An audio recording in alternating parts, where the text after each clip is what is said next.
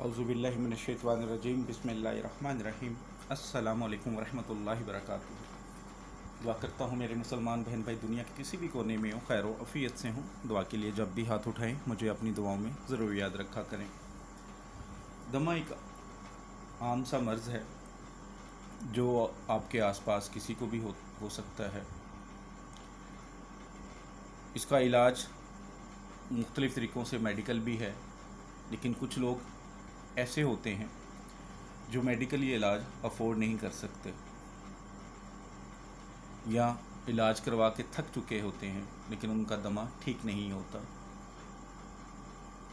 ख़ास कर ये थोड़ी सी बड़ी उम्र वाले औरत या मर्द को होता है, लेकिन कुछ नौजवान भी इसमें हो जाते हैं, बच्चों को भी हो जाता है। लेकिन ये इलाज वाला मर्ज़ है, लेकिन अगर इसका ख्याल ना किया जाए, एहतियात ना की जाए, तो ये मर्ज़ जो है वो बढ़ जाता है और जान भी ले सकता है। ये नक्श जो आपको स्क्रीन पर नज़र आ रहा है, ये दमे के लिए है। अगर कोई आपके आसपास कोई अज़ीज़ या आप ख़ुद इसके मरीज़ हैं, इस मर्ज़ के, तो आप ये नक्श बनाएंगे, इंशाअल्लाह ताला ज़रूर फ़ायदा देगा। इस नक्श को लिखने की रूहानी इजाज़त के लिए और उसके तरीक़ा इस्तेमाल बताने से पहले, जो इस नक्श की रूहानी इजाज़त चाहते हैं, चैनल पर नए हैं, चैनल को सब्सक्राइब करें और घंटी वाले आइकॉन को प्रेस कर दें। नीचे मेरा व्हाट्सअप नंबर लिखा, कोई काम होता है तो आप व्हाट्सअप पर रब्ता कर सकते हैं। लेकिन कोई काम हो तो, अगर कोई इजाज़त लेनी है, कुछ पूछना है, तो आप यूट्यूब पर वीडियो देख लिया करें, इसी से आपको फ़ायदा हासिल हो जाएगा इंशाअल्लाह ताला। सिर्फ शर्त यकीन की होती है कि आप यकीन कामिल रखें, अल्लाह के कलाम पर यकीन रखें। जितना आपका यकीन कामिल है उतना ही काम आपका आसानी से हो जाएगा। नक्श बहुत ही आसान है। सबसे पहले आप ये से बिस्मिल्लाहिर्रहमानिर्रहीम लिख लें, उसके बाद ये तिलस्म बना दें नीचे इसके, बस ये नक्श है।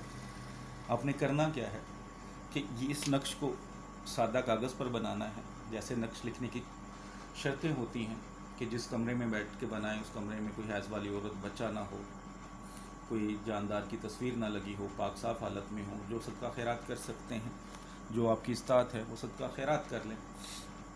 तो आपने सादा कागज़ लेना है, जैसे ये दोनों साइड से सादा कागज़ है।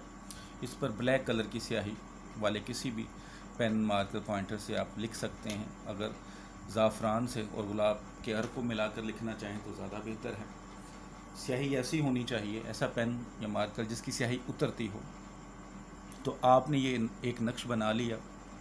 जब मर्ज़ी बनाएं, दिन में किसी भी वक्त दिन बनाएं, कोई मसला नहीं, बना लें।